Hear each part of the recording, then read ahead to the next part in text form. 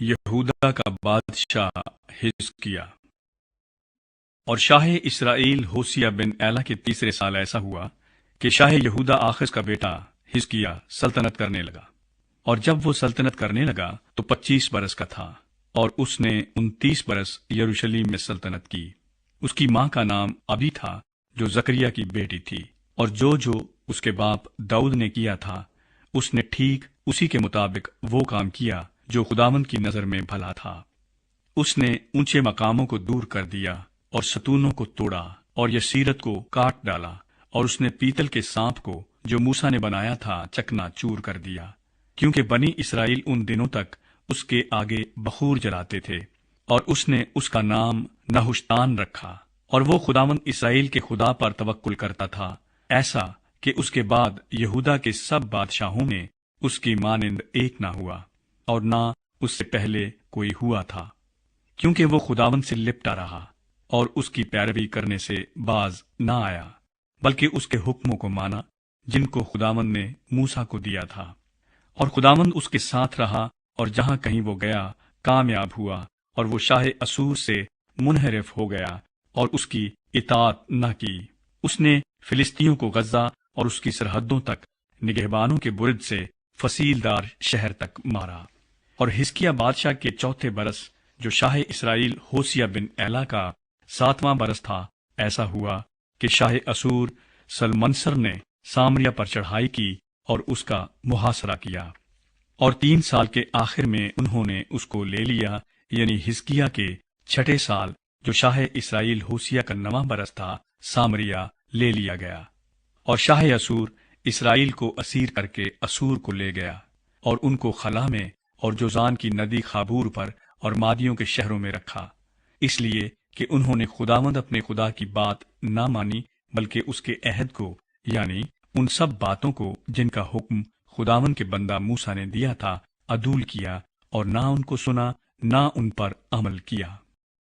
اسوری یروشلیم کو دھمکاتے ہیں۔ اور حزقیہ بادشاہ کے 14ویں برس شاہ اسور سنہیرب نے یہودا کے سب فصیلدار شہروں پر چڑھائی کی اور ان کو لے لیا، اور شاہ یہودا حزقیہ نے شاہ اسور کو لکیس میں کہلا بھیجا کہ مجھ سے خطا ہوئی، میرے پاس سے لوٹ جا، جو کچھ تو میرے سر کرے میں اسے اٹھاؤں گا۔ سو شاہ اسور نے 300 قنطار چاندی اور 30 قنطار سونا شاہ یہودا حزقیہ کے ذمے لگایا، اور حزقیہ نے ساری چاندی جو خداوند کے گھر اور شاہی محل کے خزانوں میں ملی اسے دے دی۔ اس وقت حزقیہ نے خداوند کی ہیکل کے دروازوں کا اور ان ستونوں پر کا سونا جن کو شاہ یہودا حزقیہ نے خود منڈوایا تھا اتروا کر شاہ اسور کو دے دیا۔ پھر بھی شاہ اسور نے ترتان اور رب سارس اور رب شاکی کو لکیس سے بڑے لشکر کے ساتھ حزقیہ بادشاہ کے پاس یروشلیم کو بھیجا۔ سو وہ چلے اور یروشلیم کو آئے، اور جب وہاں پہنچے تو جا کر اوپر کے تالاب کی نالی کے پاس جو دھوبیوں کے میدان کے راستے پر ہے کھڑے ہو گئے، اور جب انہوں نے بادشاہ کو پکارا تو الیاقیم بن خلیقیہ جو گھر کا دیوان تھا، اور شبنا منشی اور آصف محرر کا بیٹا یواخ ان کے پاس نکل کر آئے، اور رب شاکی نے ان سے کہا،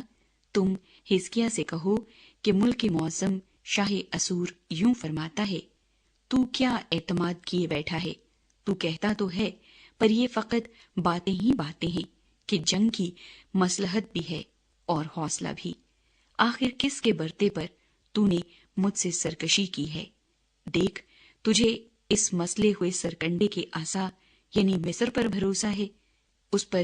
اگر کوئی ٹیک لگائے تو وہ اس کے ہاتھ میں گڑ جائے گا اور اسے چھید دے گا۔ شاہ مصر فرعون ان سب کے لیے جو اس پر بھروسہ کرتے ہیں ایسا ہی ہے،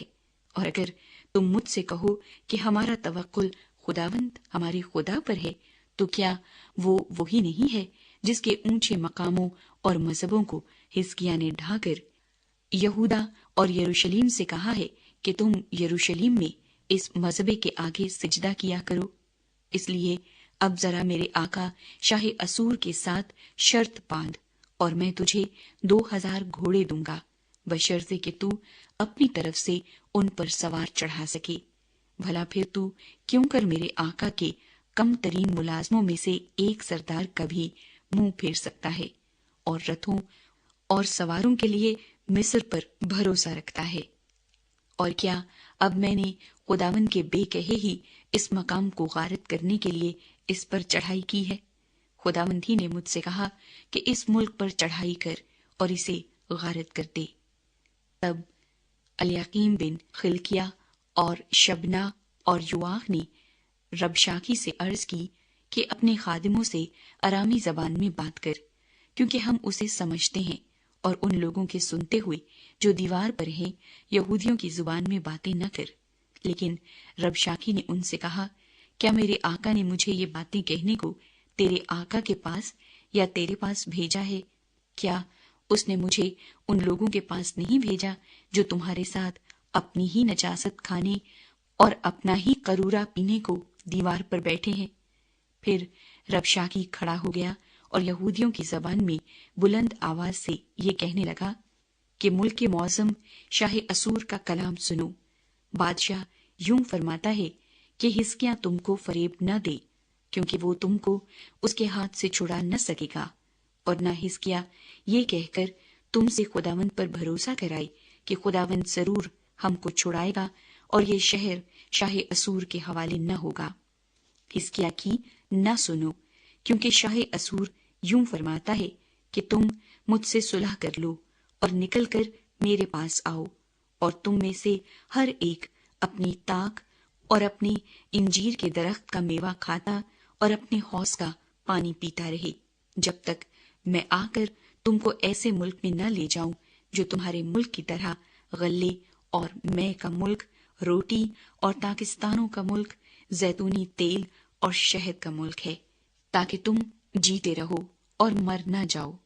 सो हिजकिय्याह की न सुनना जब वो तुमको ये तरगीब दे कि खुदावंद हमको छुड़ाएगा। क्या कौमों के देवताओं में से किसी ने अपने मुल्क को शाह असूर के हाथ से छुड़ाया है? हमात और अरफात के देवता कहाँ हैं? और सिफरवाइम और हीना और एवा के देवता कहाँ हैं? क्या उन्होंने सामरिया को मेरे हाथ से बचा लिया? और मुल्कों के तमाम देवताओं में से किस किस ने अपना मुल्क मेरे हाथ से छुड़ा लिया, जो यहोवा यरूशलेम को मेरे हाथ से छुड़ा लेगा? पर लोग खामोश रहे और उसके जवाब में एक बात भी न कही, क्योंकि बादशाह का हुक्म ये था कि उसे जवाब न देना। तब इलियाकीम बिन खलिकिया जो घर का दीवान था, और शबना मुंशी और युआख बिन आसिफ मुहर्रर अपने कपड़े चाक किए हुए हिजकिय्याह के पास आए और रबशाकी की बातें उसे सुनाई। बादशाह